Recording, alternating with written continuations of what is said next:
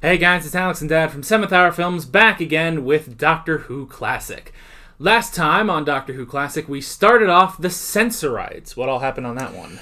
Well, after leaving Central America, Central Mexico, the TARDIS appeared to have stopped somewhere, but it was still moving, and as they very quickly found out, they were inside of a spacecraft from Earth that had gone to a distant planet and had been taken over by the Sensorites, a somewhat scary-looking yet rather peaceful group who was worried that they were coming to rob them of their, wait for it, molybdenum, which is a very valuable mineral, and so they're trying to keep the Doctor and his companions and the people in the spacecraft from basically stealing all of their minerals. Yes. And then we did have a talk between the Doctor and the gang and the leader of the Sensorites, and then it seemed like Ian had been poisoned. So yes, and that was our cliffhanger. Yes, but it's one of those things where he has. It was easy for us to figure out. I don't know how easy it would have been in 1963, but the fact is that the elite of the Sensorites drink mountain water, pure mountain water, whereas the ordinary worker class, the bourgeoisie, basically are given the whatever the water on the plains is, and it seems like the elite are always healthy and the workers are always unhealthy, so it's pretty obvious that there's some connection there. And Ian has had a drink of the bad water, which is what has caused him to pass out. Yes. All right. And that's where we left it. Today we are watching the next 3 parts of the Sensorites. We will have to see what's happening, especially with the one Sensorite who wanted to vaporize them immediately. Yeah. So, I guess that's pretty much that. We might as well pop right into this episode. Here we go. Grandfather, he's unconscious. There is no hope. Your friend is done.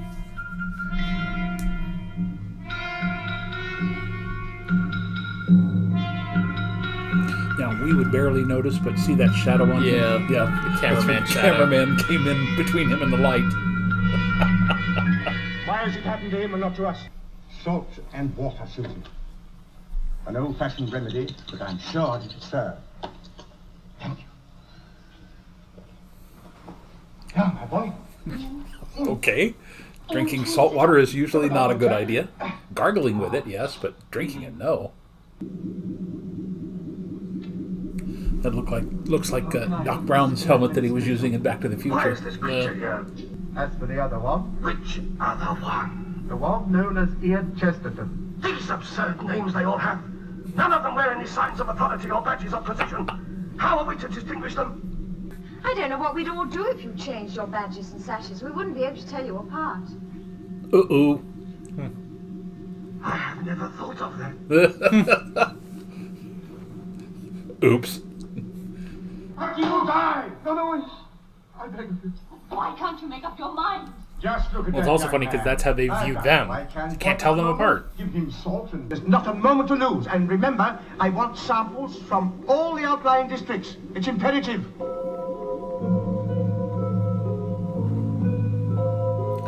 Like the ancient Romans didn't realize they were poisoning themselves with the lead that was in their water system, because all their pipes underneath the city were made out of lead. Oh, they have great penmanship.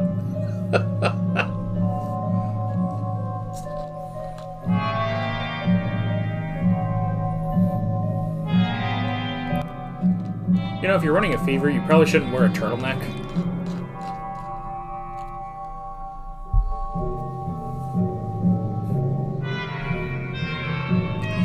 It's sad that most children today couldn't read that because they don't teach cursive anymore. Yeah.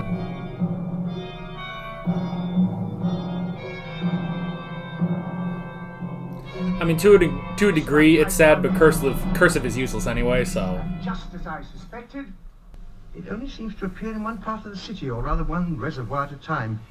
I'm going to find the first elder, scientist rather, and we're going off on an exploration. Give my doctor the congratulations on the progress. My doctor? Give the doctor my congratulations. But they can't stop it. Nothing so far. No. He's a good 6 or 8 inches taller. How are they not going to see that? And the antidote is to be given to the young men Ian. Yes? They're only paying attention to the sashes, man. Yeah. Yes? Where are you going? The man from the spaceship, the doctor, has found a cure. Poison within our water supply. Here is the... With it only showing up in some reservoirs at a time, maybe it's like a creature just hopping back and forth. Give it to me. Go with the servant. And give my respects to the senior But scientist. the doctor said he was going with the first elder. I think... To the aqueduct. No, I think he said, I'm going with the first elder, scientist. Okay. I think he flubbed his line, that's why. There are monsters in there. Good call. Ah, well, I see your problem. I may have mentioned this last time, but imagine the casting call says, we need people who are 5 feet tall. Because they all need to be Second elder and very I have misjudged short. them. I thought so. Atropine belladonna. Belladonna, Nightshade.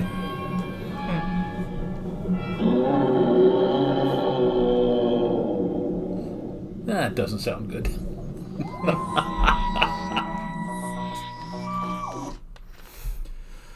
Alrighty. That is part 4. Well, a little, somewhat overly dramatic, but it plays out within the scope of the story. It's all doing well. The obvious, Tigana, Oxlot, Yeah. whatever his name was, from we have a very, very specific villain that nobody else seems to be able to see through him. But again, it's holding together. I'm enjoying it. It's fun. Yeah.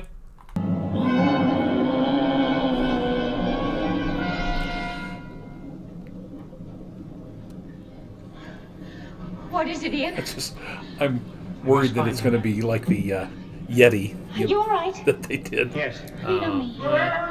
Help me to get him out of here. Look at the state he's in. No, don't worry about that. Collect up his things. Ugh, We don't want to hang around here. that's his good jacket. Ask the first elder if Barbara can come down and join us. Yes. Most extraordinary ran away from me. Hey, that must have looked funny. Flip, tap, flip. To assure you, we was very mobile, my child. Come along, let's get into the first elder's room. Hey, I might need to get Barbara down here to knock some heads around. Why have you not retied his hands? Oh, finally, someone did something. He has broken it. He's a brave man. The second elder is dead. Ah, yes, sir, that's most civil of you. I ruined my jacket down in the Aqueduct. But of course I have others on my ship. Thank you. Very smart. Beau Brummel always said I look better in a cloak. Now he's starting to look like the third Doctor. When the second elder resisted, you took an object from inside your coat and struck him down and killed him. But he didn't have his coat. This is a grave charge. The doctor's coat is outside the aqueduct. You are lying. Then it was a cloak he was wearing. Yes, it was. I'm sure of it now. It was a cloak.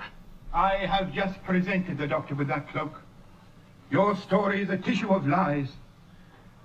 Remove him. I shall interview you. That was the shortest trial ever. I make you my advisor. From now on, you will be known as the second elder. Second only on the Sensphere to me. And once this order is made, only a betrayal of trust can set it aside. That played a Oh, little and, too well into his hands. Congratulations. When you address one of the elders, you call him sir. Now we shall know. He still didn't. Did you remember? Some things. It's interesting. She's about 2 or 3 inches shorter than him, but her hair makes her like 3 inches taller than him. Yeah. The old beehive hairdo. Seems a very long time. We're making progress, Barbara. We want our warrior, too. May I ask you a small favor? What have you there? It is the plan of the aqueducts, sir. The doctor asked for it. Give it to me. I will deliver it. Return to your duties. Thank you, sir. The doctor's always looking for, like, blueprints to The something. plan of the aqueduct.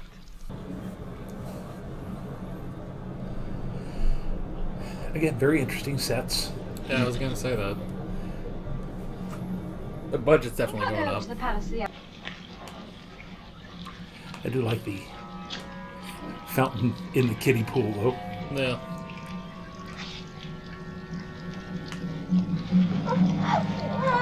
Oh, come on. There's not one of those guys that could knock her down.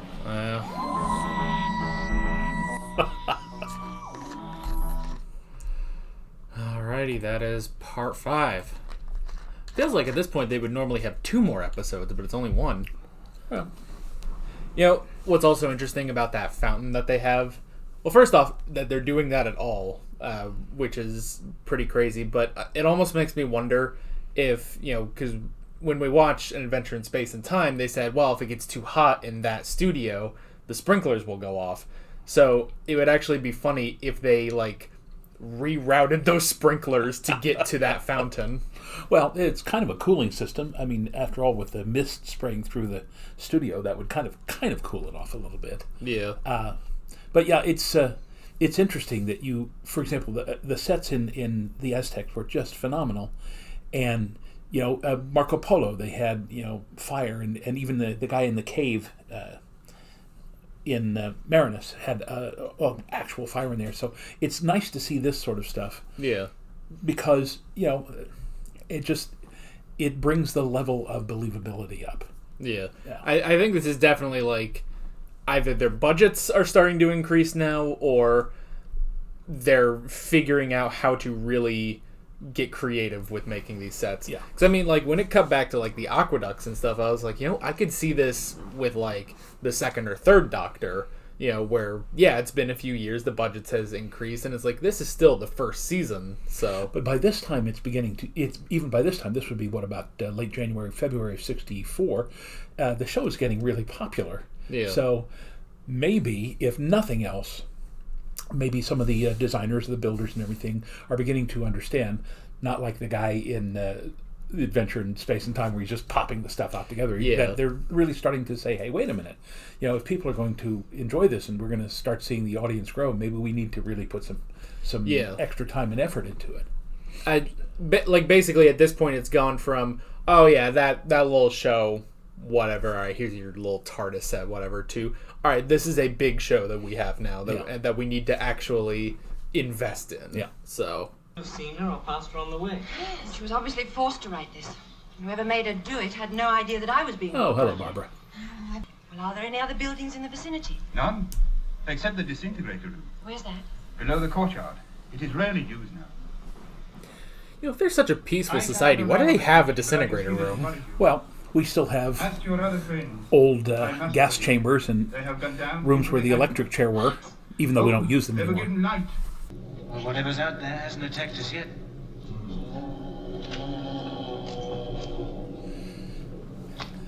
I was wondering if one of the Earthlings had been left behind Courage, my boy. rather than being on the ship that exploded.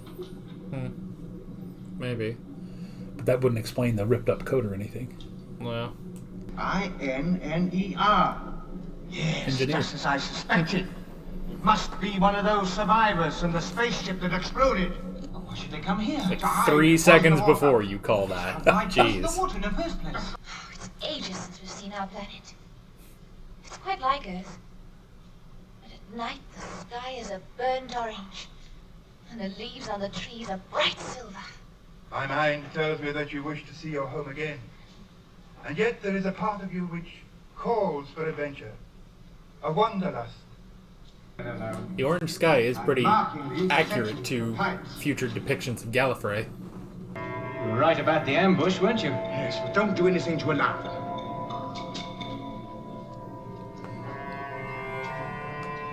Shine the flashlight in their face. If they've been down in the dark, that would blind them quickly. Well.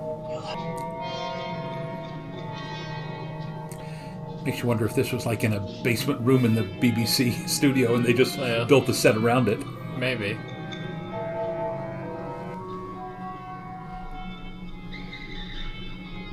I mean, you just move those, cave sets in there. Entering the aqueduct now. Yes, no, shall we take it with us? Yes, we'll need it as proof that the maps were tampered with.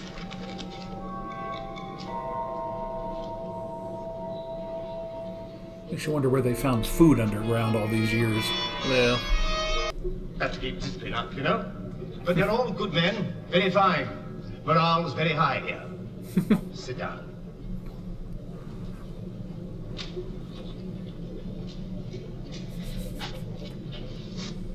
It's almost the exact same layout for the first Elder. Base here, sir. It's very good of you to say so.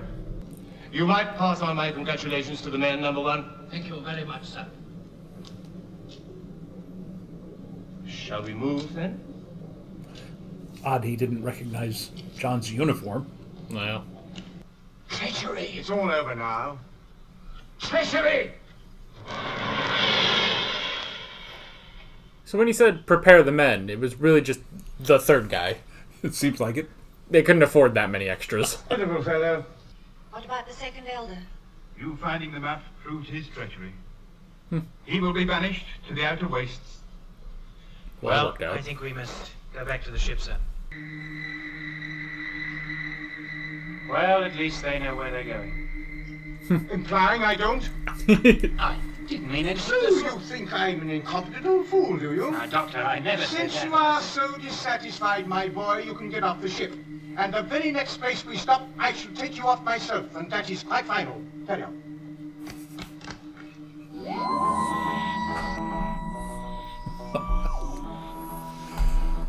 Alrighty. Well. That is the end of the Sensorites. Now, I will say, like you said, yes, it seemed like it needed an extra episode, and we have never said that before. Yeah. I think the whole thing with the guys underground, they played that a little bit too long. Yeah. And as a result, then they had to rush the judgment of the second elder and this, that, and the other thing. They didn't really explain that they were the ones who had been. They didn't explain to the Sensorites that it was the Earthmen that had been poisoning the wells and so forth. But other than that, that's a minor quibble. Other than that, again, very enjoyable. Yeah.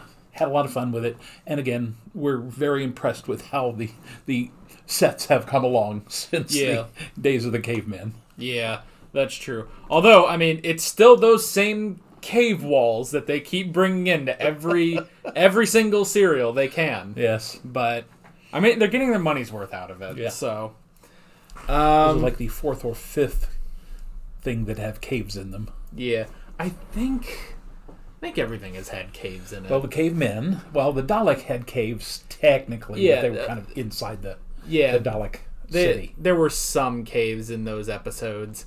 There were caves in Marco Polo. I guess technically there weren't caves in the Edge of Destruction, but there was nothing other than the TARDIS in those two episodes. And then there were caves in Marinus. They just dressed them up to look like ice caves. And then, were there caves in the Aztecs? Well, there was, when they got inside the temple was theoretically part of it. I suppose. So, yeah, they will always use those sets. So, to kind of go ahead into the notes, the first thing I wrote down was the saltwater remedy. Never heard that before. Now, my understanding is if you were to drink salt water like that, the object would be to get you to throw up. Yeah. But since he had already had the water, and it had already started to affect him, I don't know that they would have been able to get him to yak up the water. Yeah, that did seem odd, and it was so simple too for a remedy that the doctor knew. It was just salt and water. All right, there. You're not gonna like it, but now again, sore throat. I've heard of people gargling with salt water. Of course, you can rinse your mouth out with it, but again, it's never recommended to swallow salt water. Yeah.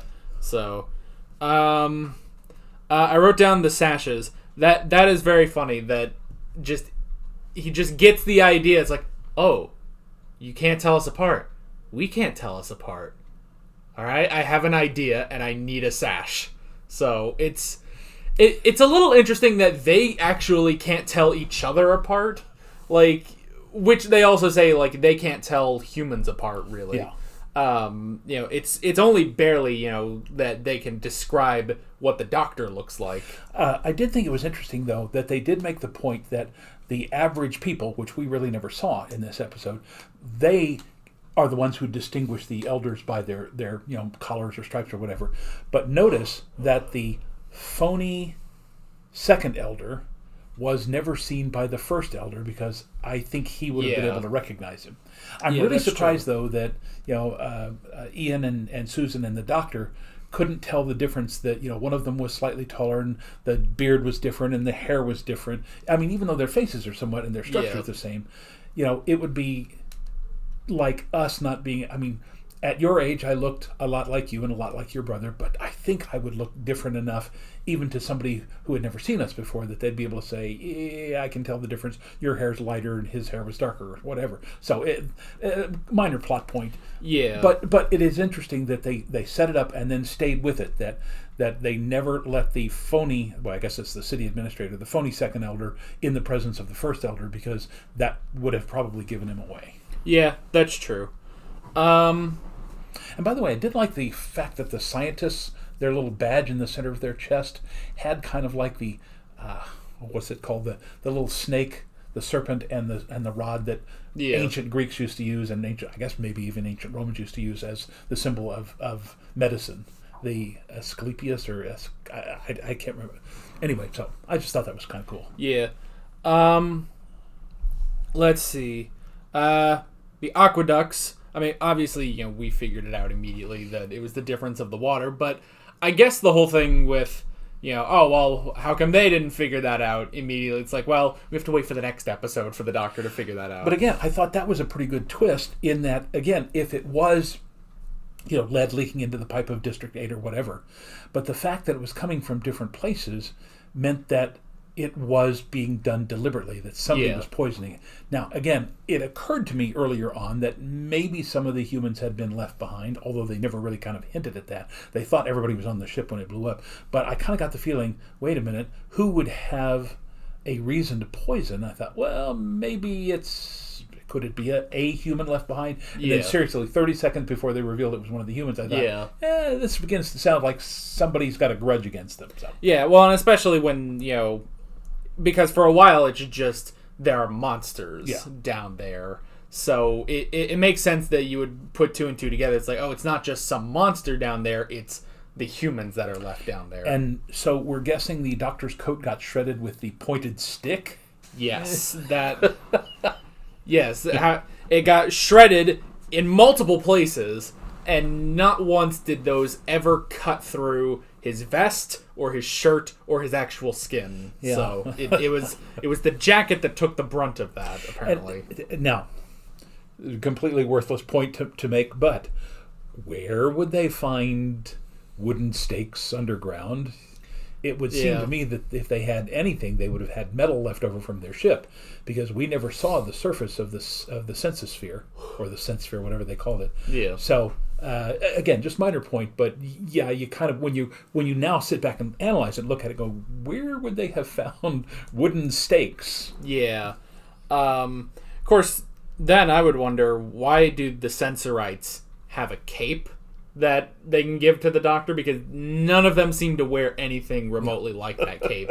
So yeah, because I kind of got the impression that they were kind of reading the Doctor's mind and said, "Oh, we couldn't replicate your coat, but here's a cape for you." I don't know. Yeah, so maybe it was something like that. So let's see. But there's one other thing about capes. Again, I've worn capes quite a lot in my theatrical career. Putting a cape on like that and just letting the tie across the front never works, because what's going to happen, that cape is so heavy that it's going to pull back. Every time I wear a cape, I always make sure that the straps go underneath my armpits and it's tied under the cape in the back. That way it'll stay on and it'll move the way you want to. But you put that thing around your throat and the next thing you know, you're going to be choking to death on it. Yeah. Of course, Hartnell doesn't move around all that quickly, so. Yeah, that's true. And I would imagine, before they say action, he probably adjusts it so that it's a bit better on him. It may, in a costume, not necessarily in the show, but it may have had some way that they were able to snap it onto his vest or whatever so that it wouldn't move around like that. Yeah. That's a very theatrical costume sort of thing to do. And speaking of the filming of these episodes, is it me or were they really flubbing their lines a lot in these three? They did do that quite a bit, yeah. Yeah. Again, did I catch that one? And then you told me I'm going to take the first administrator, the first scientist or whatever. Yeah. And that completely threw me off. Yeah, because they went down there and you were like, wait, I thought he said the first elder. And it's like, no, he said the first elder or scientist. He flubbed his line, which is what confused you. And, we're talking about how they didn't have a chance to go back and refilm some of this stuff.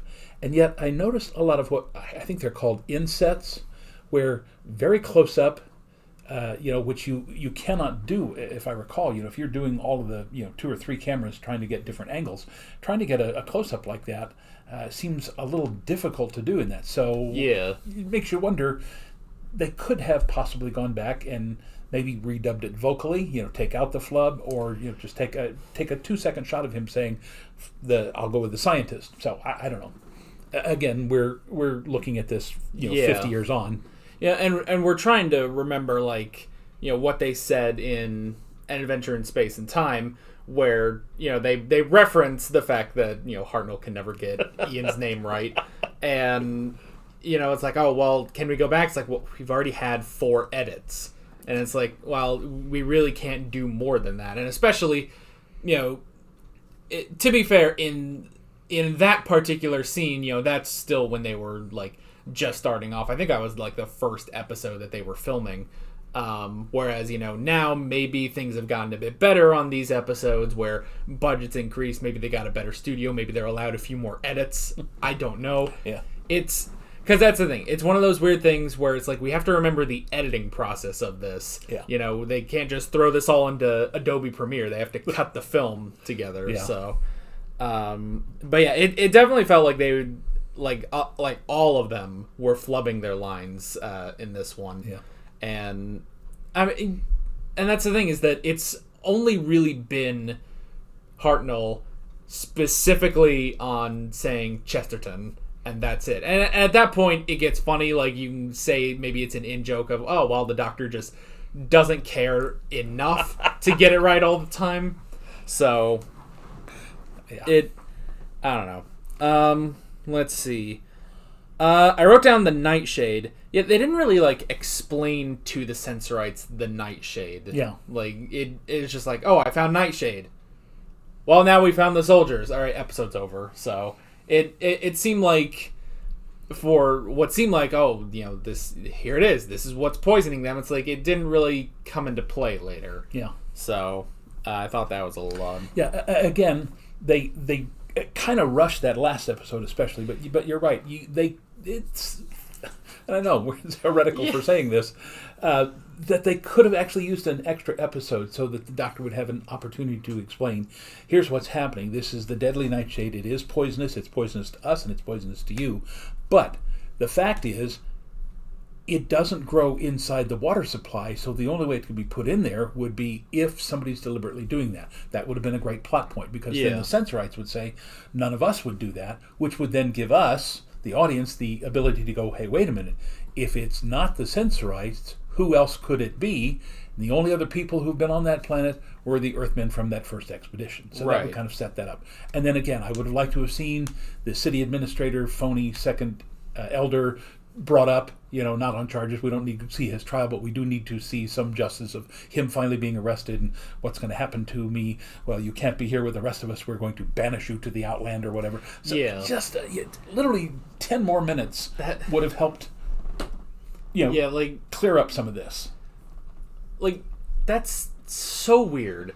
Because we are always the first ones to say, this could be 1 or 2 episodes shorter. You could tighten this up a little. And it's no, you could have used 1 more episode on this, gone to the 7 episodes and been okay, let's, figure this out. Let's really, try to get this right. And then we'll see at the end our main villain of this. It seemed like at the end we're more focusing on the Earthmen there. It's oh, well, they were the real bad guys all along. It's well, no, we've been following the city administrator this whole time. We need to see him actually be defeated. Because yeah, like when we were ending things off, it's like, oh man, are we gonna get through everything? It's like, okay, well, we took them into custody, okay, and it's like, oh well, yeah, we have the phony plans that clearly implicates the second elder, and it's like, oh, all right, well, we'll arrest him. It's like, okay, guess that's that. And what about the other guy left up on the spaceship? We never got to see him. I mean, we never saw him John again. and Carol, but then we didn't get to see. So I mean, yeah, they only referenced that that he was taking them back to Earth. Yeah. So yeah, that's so weird that we have to say they could have used one more episode. So, and maybe that's also because this series of episodes is kind of divided, where the first half was all on the spaceship pretty much, and the second half was on the Sensphere. Yeah. So, but I don't know. Maybe even there's a way to take 10 minutes out of the first 4 episodes so that you could have that extra 10 minutes put into the 5th and 6th episode. So it might not have needed 7, but again, we understand that they were writing very, very quickly back then. Yeah. And I know that that's a very difficult process. I've mentioned before, it takes me weeks sometimes just to rewrite a very short little bit of a play that I've written. So we understand. Yeah. It's just that, in a perfect world. Yeah. Though the one thing, like, you could almost argue, like, okay, maybe they're cutting corners trying to get through this, was when they accused the Doctor of killing the second Elder. That, like, accusation and trial was just over in 2 minutes. Yeah. When they brought up the coat. And it's like, well, wait, he wouldn't have had his coat. And it's like, well, then he had that cape. It's like, we just gave him that cape 3 minutes ago, so it couldn't have been that. You're lying, and it's over. So, which is actually funny because, Ian is the one that stands up and defends the Doctor, much like he did for Ian during the whole Marinus story arc. And it's almost the same thing. He gets up, defends him, except unlike in Marinus, it doesn't take like 3 episodes to make sure that he's innocent. It's just so easy, so quick, it's done. It's like, well, all right, that's that. Yeah. I do like the idea that they were talking about when Susan was talking to the first elder. Why do you trust your people? That's just the way we are. But you wouldn't step on quicksand. You wouldn't step on shaky ground. You only trust it once you can prove it. Trust but verify, I guess, is the phrase. So that was an interesting little bit of philosophy there. Yeah. Why does he trust the city administrator when there's no evidence that this guy has the people's interest or the elder's interest at heart? Because he has constantly, from the very first time we meet him, he's constantly been paranoid about them. Now, granted, the original Earth people who came in, caused a lot of problems, but it should be very obvious that these people, the Doctor and Susan and Barbara and Ian, are not who came the first time. So yeah. I don't know. Just minor point. Yeah, but I mean, you can also understand because they knew that John had the idea of taking all the minerals and stuff and then selling it for a fortune and just leaving this planet with nothing, basically.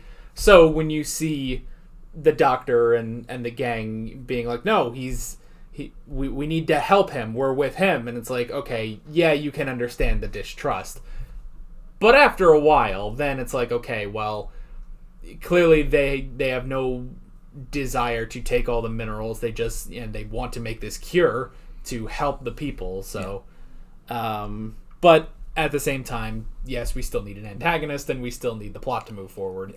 It's a very good First Contact type of story. Yeah. And for 1963, 64, it's to me again very reminiscent of a lot of things that were happening, especially in Africa, but in other places in the southern part of Asia and even in the Pacific Islands and things like that. But you have these first world countries, these heavily industrialized countries, trying to take advantage of these mineral rich and other resource rich types of smaller countries simply because they think they can. And it's very enlightened for the writers here with Doctor Who to say we shouldn't be doing that. That's not right, even by our own standards. we may have an industrialized and capitalist type of society, but we don't have the right to basically take everything from these indigenous people. So yeah. Let's see. I did write down the monster before we realized it was the other men. I will say it was very interesting when the doctor was talking about weapons, and he was just like, "Ah, yes, aren't these fine weapons? These things, they're really great. I'm glad we have these weapons." Like, that is just so odd to hear the doctor talk about weapons. Now, granted, to him, the weapons were just paralyzing weapons. Yeah, they wouldn't stun kill. guns. Yeah. Although that Sensorite at the end there said that he could have killed with that weapon, but he didn't. Yeah. So, but that was just kind of interesting to hear the doctor talk about that. Yeah. So, let's see. Oh yeah, and I also thought when the doctor was attacked by the monster, it reminded me of the Curse of Peladon, where the third Doctor met the beast of Agador or whatever. So it reminded me of that, and I was like, okay, well, Hartnell is not John Pertwee, so he's not going to be able to attack back, and he also doesn't have the sonic screwdriver like Pertwee had, so he can't use that. And it's like, I guess the first Doctor's just getting attacked now. But well, also, didn't he say he was attacked from behind? He didn't Yeah. see it, so yeah, he was surprised by it and didn't get a chance to defend himself. Yeah. Not that he could, but yeah, and just luckily, it was only his coat that. It makes me wonder if we're going to be keeping the cape for a while. I've been, quite honestly, I don't remember. But Yeah. heading into the French Revolution, that would make perfect sense if he kept it there. Yeah. We are really assuming, though, that we are going to the French Revolution Yes. next, based on the name The Reign of Terror. Yeah. So Could be something else, but we're hoping that it's the French Revolution. yeah. And I guess it would make sense. They do seem to have a pattern, Edge of Destruction notwithstanding, but it is sort of a pattern of history with the cavemen, then space with the Daleks, then it just sort of alternates between them, because we had Marco Polo, Keys of Marinus, the Aztecs, and now this. Yeah. So it would make sense to then go back Yeah. to history. Yeah, that does seem to be a pattern. Yeah. So I think we talked about it a little bit last time, but I wanted to bring up Susan's psychic powers, basically, which now, again, going off of future lore that they will create for Doctor Who, the Doctor is telepathic to a degree. But there was someone that commented on the last video we did who said that Susan is actually supposed to be far better at telepathy than the Doctor. Like, he just never perfected his skills, basically. So that was interesting.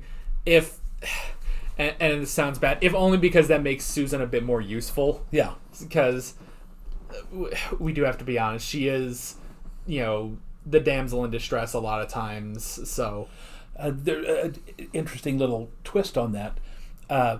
Maybe the telepathic abilities work better in a younger body, and as we have seen, the Doctor will get essentially younger and younger and younger. Again, by the time we get to Tennant and Smith, they're in their 20s, whereas most of the other Doctors were played in their late 30s, 40s, 50s, even 60s. So he's kind of like Merlin, aging backwards. But maybe by the time he gets to the younger bodies, the younger incarnations, his telepathic abilities come out simply because he's in a younger body, like Susan was here.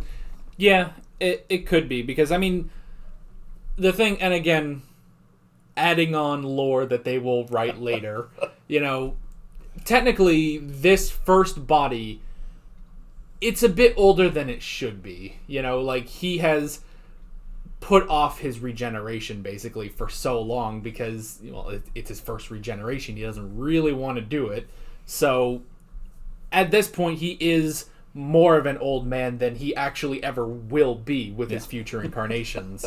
So, it could be that, maybe he was showing a bit of promise with, telepathy when he was at the academy or something, and now he's just, he never really kept up with it, so now he's not that good.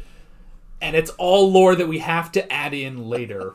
But that's very interesting. He said he's older than he will be. he's older than he will ever be. And because even like I've been watching, I've gotten to Peter Capaldi now, and I'm about 7 episodes in with him. And even there, it's like, okay, he's clearly playing an older Doctor. He actually reminds me a lot of the first Doctor. But it's like, okay, it's clear he's still like... He's still not as like... I don't know, the curmudgeon old grumpy man as the first Doctor is. So, and this is probably not as early as 64, but there was a great song from the 60s that I remember, and I can't remember who did it. But the song, the basic refrain of it is...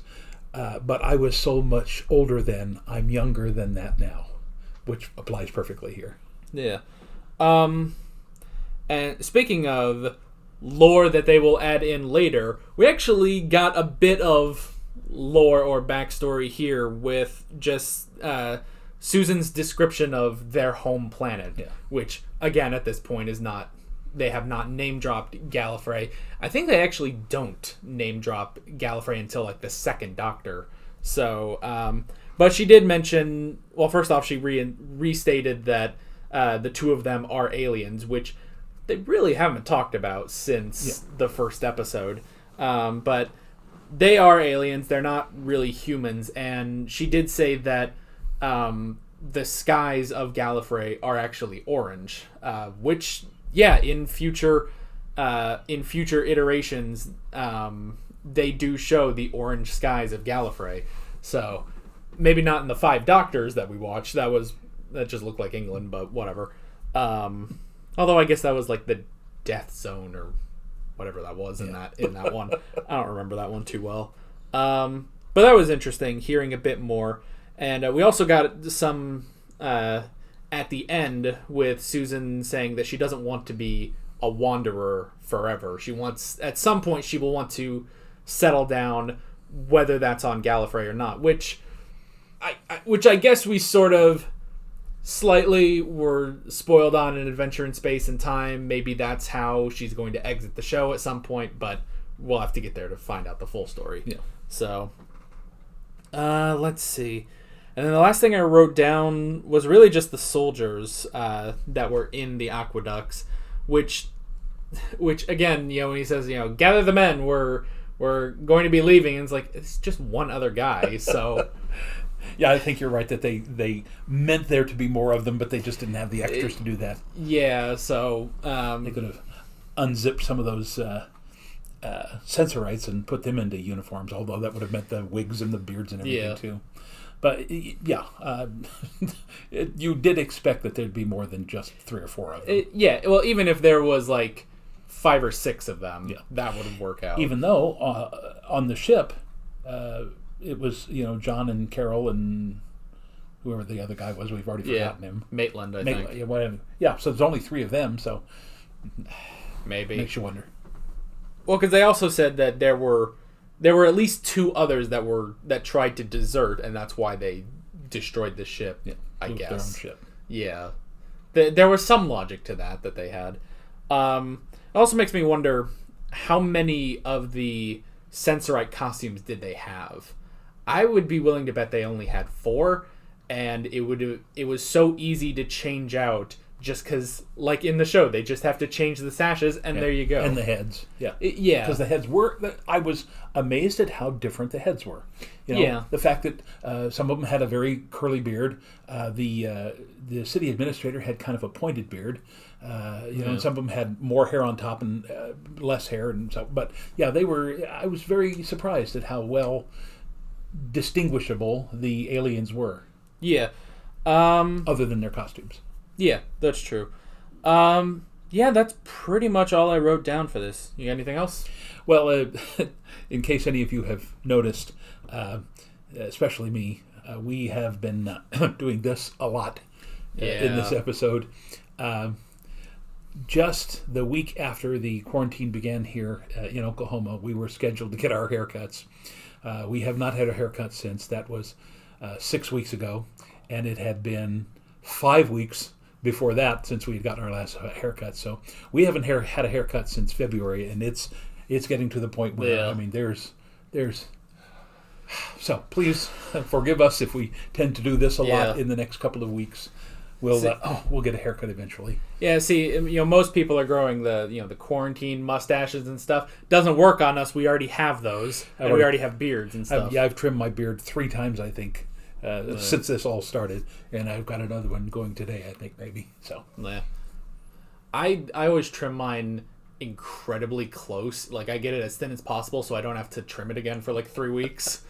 I'm that lazy about it. So yeah, we don't let our beards get as long or curly as the Sensorites here. So yeah, well, I guess that's pretty much that. Let's go on to Paris. Yes, next time, presumably, we are going to the French Revolution.